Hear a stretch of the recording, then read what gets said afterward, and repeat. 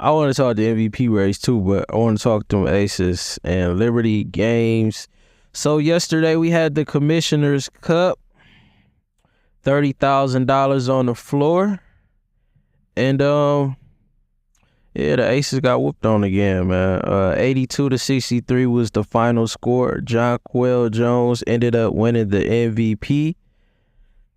Where she had 16 and 15. A lot of people was on Asia head. She went 2-10. I want to say this too about Asia and just dealing with the media and all that. So for a lot of players now, the league getting a lot more attention. LSU and Iowa, they brought different eyes to the game. The game was growing anyway, but they kind of added steroids to it. But for Asia and other stars that's going to get criticized at the high level, y'all have to learn don't let the game not become fun for y'all. Because for like NBA players, if you getting $40 million, you're not going to really care. Like, it's like whatever. But while the league is still growing and it's still grassroots, y'all still can communicate, y'all still can touch everybody at the bottom.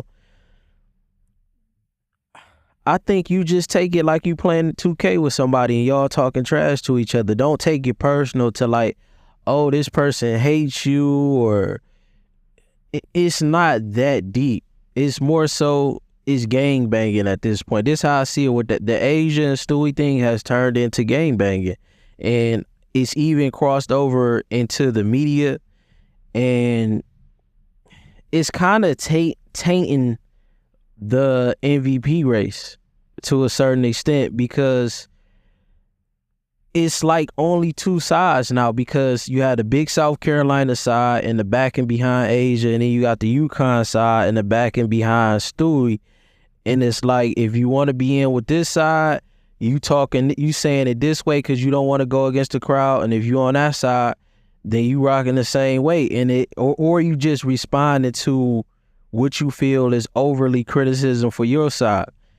And it's like Alyssa doesn't have the same type of fan base or the same type of support to the same level. So when these articles are being written by ESPN, or like today when Slam put out a picture like, who's your MVP? They only put Asia and Breanna Stewart, when Alyssa needs to be in these conversations. It's like the only thing that you can really knock is the efficiency. You can put that over in the score, but you can come right back with a point is a point. So whether I'm scoring a point or whether I'm facilitating a point getting scored, it's still numbers on the board, right?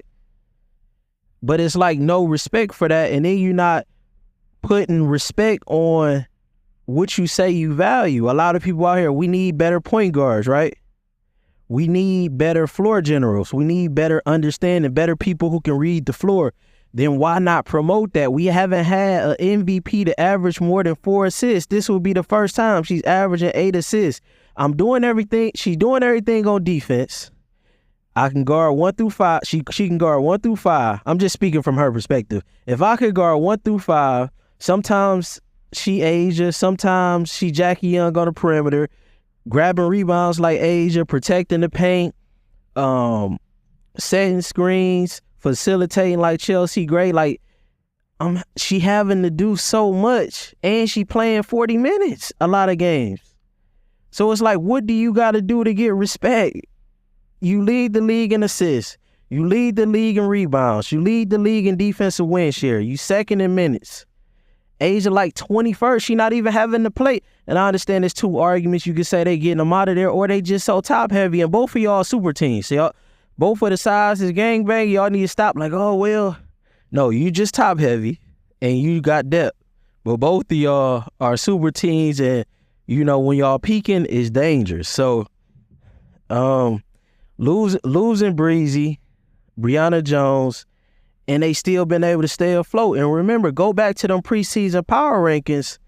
Connecticut was number 4 on most of them. So they've exceeded even the expectation with injury of where they were supposed to be. Alyssa Thomas shouldn't be a plus 1,100 in the bet odds. It makes no sense that a race this close and it's almost like she not even there. Second in steals, second in defensive rating, fourth in win shares, the most triple doubles, the most double doubles. And when we talk about points generated, she number one in that too. Between these three. Alyssa Thomas has scored 459 points and assisted on 556. So a total of 1,015. Asia, she scored 636, assisted on 143. She's only at 779. And Breanna Stewart is behind Alyssa Thomas. She scored 698 and assisted on 279. So she had a total of 977. So that killed like the scoring and, man, come on now. Like, at some point, you're going to have to put some respect. And it's a great story. And that's why I say Alyssa Thomas needs to go on Joe Rogan, because you coming back from the torn Achilles, you coming back from the torn labrums and figuring out how to adjust your game with the push shot. It's just a great story. We seen the same thing with Tyson Fury when he was coming back off obesity, mental health, and all that. You need to go on Rogan and kind of like campaign for yourself to win this MVP, because the mainstream media trying to act like you not there. You 6'2", leading the league in rebounds. She'd be the first person to do it. 6'2". Everybody else was 6'4" and up. So when is we gonna put respect on her name? That's all I'm saying. Like, just give her some respect.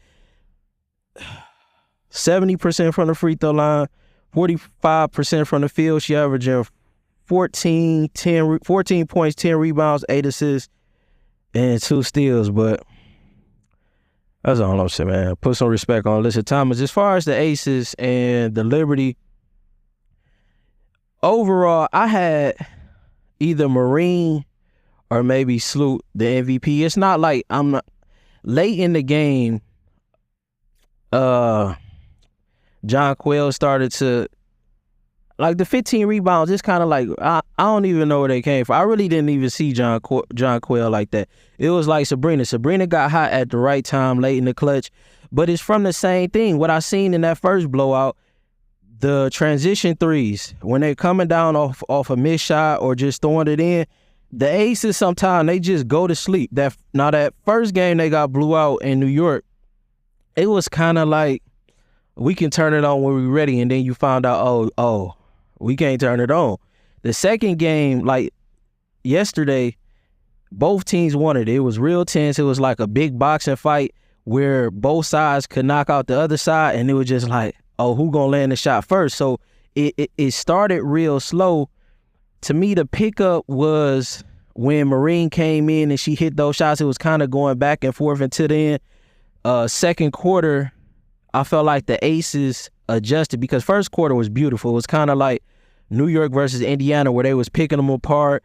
Even Asia was getting lost on who she was supposed to switch on to. And that's when New York's in their bag, when they're forcing you to get off balance, and you're not paying attention to, okay, my assignment over here. I think the Aces just have to do a better job of communicating. You over here, hey, I got John Quayle. Oh, you got the 3.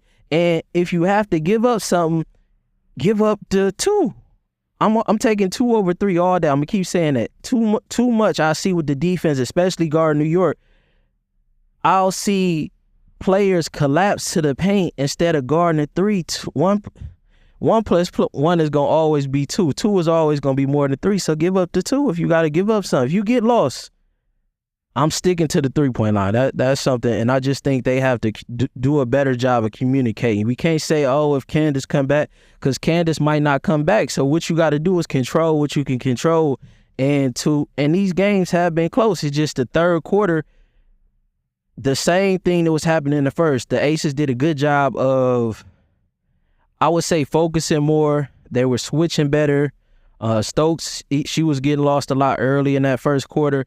You started to see a lot of those same things happen like late third quarter. Then Thornton hit 2 threes, and then Sabrina closed it out in the fourth with the 3 she hit. And then, the Aces started taking their players out the game. But I feel like if they can just start to communicate better and get that New York offense to kind of stagnate a bit and not be so fluent, because it's like outside like Marine, both sides, I say salute a little bit too, but both sides kind of straight up and down. Like, so you need that ball movement to really create that, high velocity offense. So when you stop them from their actions and the screens that's created with New York, what's so special about theirs is they get like 1, 2, 3 options off of one. They get a screen, you got to come over here, the 3 open, and they got to cut to the basket. So you just really have to be focused when you're playing them. And it could be a thing where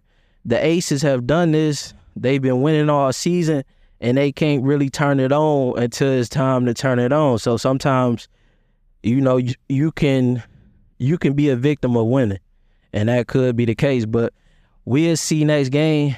I think it's fixable problems I seen in that first game. I thought the Aces were going to come in and win, because it was really like Sabrina just coming down, getting these open threes, and once you stay attached to her, you can take her out the game a bit.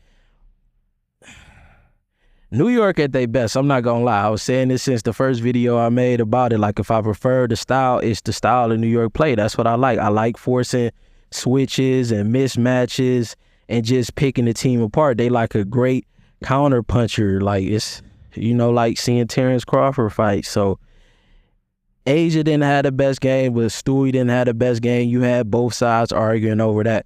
But that's whatever. Y'all can argue about that.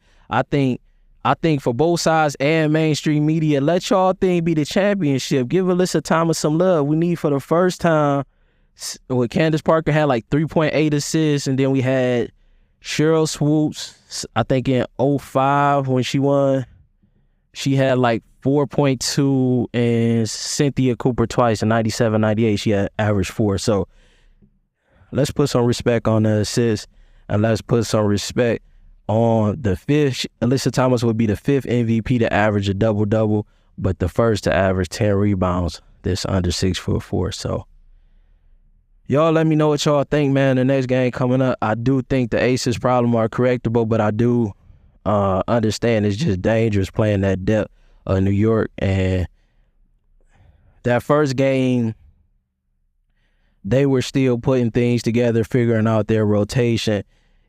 They've shown that they can take your punch. Even within this game, the Aces did get the lead. That's what I'm saying. It's not like they just totally getting stepped on. It's just a certain point where they're going to sleep, and they're going to have to make sure that they're focused at that point. But I think come playoffs, when everything, I don't know, because money was on the line. Like, it's not like they don't need, it's not like this money couldn't have helped.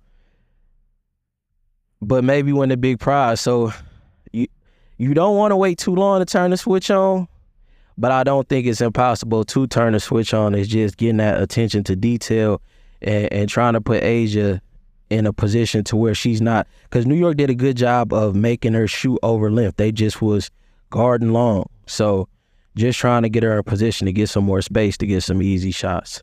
You guys let me know what you think, man. Am I tripping about Alyssa Thomas? Like, y'all got to stop gangbanging. Keep it real. Like, this is history that's going on, leading the league in triple-doubles, leading the league in double-doubles, and let's get the first MVP to average over 4 assists. It's time, though, so appreciate y'all.